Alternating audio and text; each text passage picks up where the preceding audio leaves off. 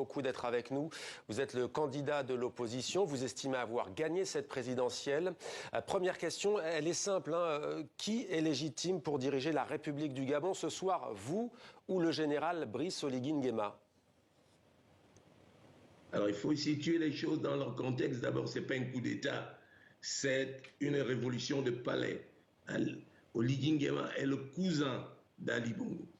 Et la campagne, c'était 60 ans de Bongo, c'est trop.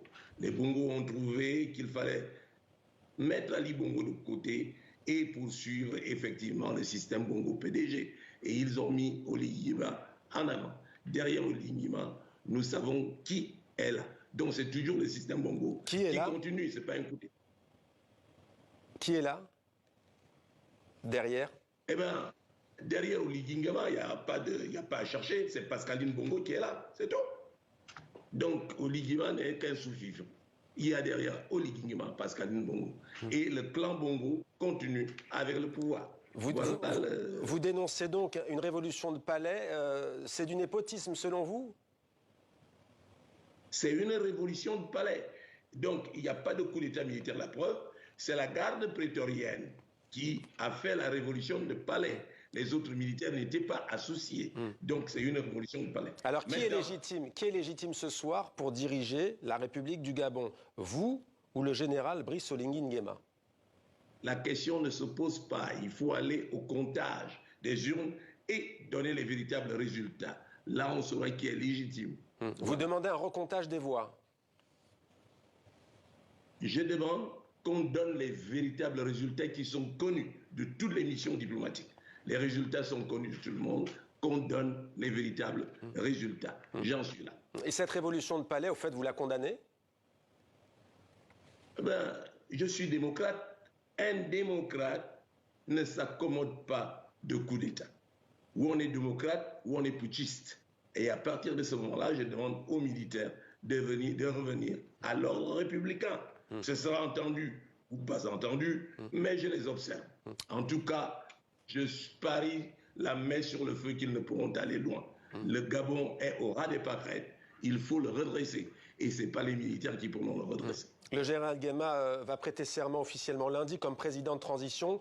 Pour vous, il ne sera pas légitime dans ce rôle. Vous ne le reconnaîtrez pas dans cette institution de transition? Je vous ai dit qu'un démocrate ne reconnaît pas les coups d'État. Voilà. Même si les coups d'État peuvent être justifiés, je suis un démocrate. Je ne peux pas le reconnaître. C'est là que j'interpelle la communauté internationale et précisément la France, qu'elle ne peut pas se déjuger. Dès lors qu'on reconnaît, on condamne le coup d'État, on doit condamner ce qui ensuite, à savoir effectivement la transition. Et j'ajoute que moi je savais que le coup d'État était en préparation depuis près d'un an. Vous le saviez, vous le saviez. Alors c'est vrai que, pardonnez-moi de vous couper, c'est vrai que dimanche, au lendemain de l'élection, vous avez mis en garde le président Ali Bongo en lui disant vous n'avez pas la garde présidentielle avec vous, vous n'avez pas l'armée avec vous. Je suis allé à Paris, j'ai vu le Coderset, l'Élysée le sait. J'ai prévenu sur ce qui est passé. Maintenant, on attend la communauté internationale. Attendez, vous dites que vous saviez et que l'Élysée, la France savait qu'il allait avoir un coup d'État? Je disais qu'on allait avoir un coup d'État électoral. Les Bongo n'ont jamais gagné aucune élection.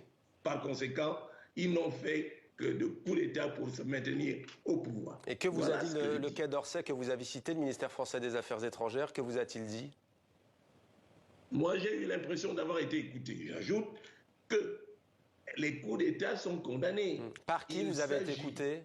Pour la communauté internationale de revenir à l'ordre républicain. Et j'attends. Catherine Colonna, la ministre des Affaires étrangères, vous avez discuté avec elle?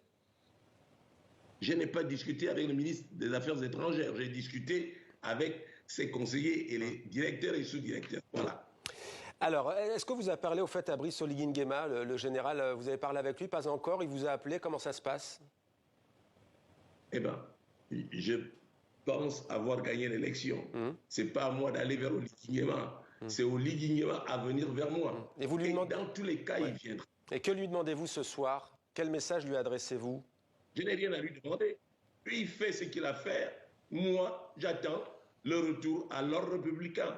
Chacun de nous sait ce qu'il a. Moi, j'ai avec moi le peuple gabonais à 80% et à lui de savoir sur quoi il compte. Ouais. On a vu des scènes de liesse aussi pour soutenir ce que vous appelez cette révolution de palais et ce coup d'État. Le peuple gabonais, en tout cas, de nombreux Gabonais sont avec ces militaires. Le problème, les Gabonais sont sortis dans la rue pour saluer le départ des Bongo.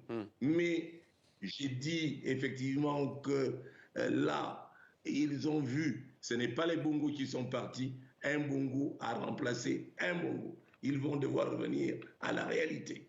Mais vous savez comment ça se passe en général quand il y a des militaires qui viennent à la télévision et qui annoncent qu'ils vont créer un conseil de transition. En général, c'est parti pour plusieurs semaines, plusieurs mois. Est-ce que vous ne redoutez pas que le temps joue en la faveur du général? Aucune armée au monde n'a jamais pu faire face.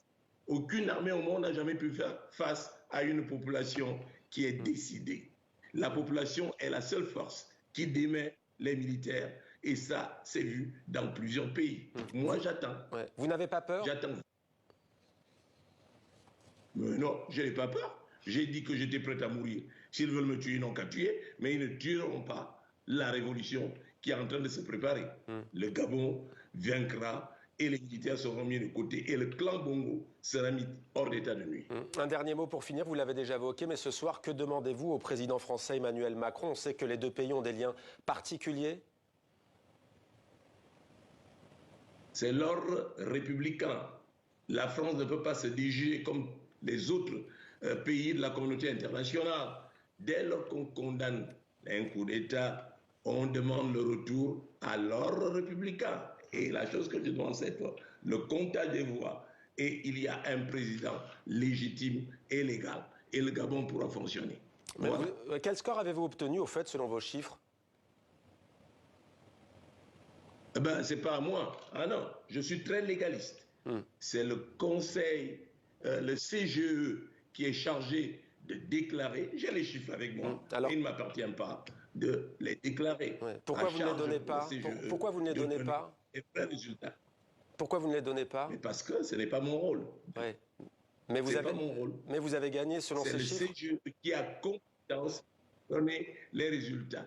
Et les militaires connaissent les résultats. Donc, qu'il libère le président du CGE qui devra donner les vrais résultats qui existent, que tout le monde connaît. Dernière question, est-ce que vous appelez aujourd'hui à la libération du président renversé Omar Bongo et de son épouse et de son fils? Ah non, c'est un problème familial. Moi, c'est le Gabon, ce n'est pas les problèmes familiaux. Ils règlent leurs problèmes en famille. Ça ne me concerne pas. Merci beaucoup. Merci beaucoup. Merci Albert Ondossa, candidat donc de l'opposition à cette présidentielle qui a eu lieu samedi, qui a été suivie par ce coup d'État. Vous revendiquez donc la victoire à cette présidentielle. Merci d'avoir répondu ce soir en exclusivité dans 64 minutes à TV5 Monde.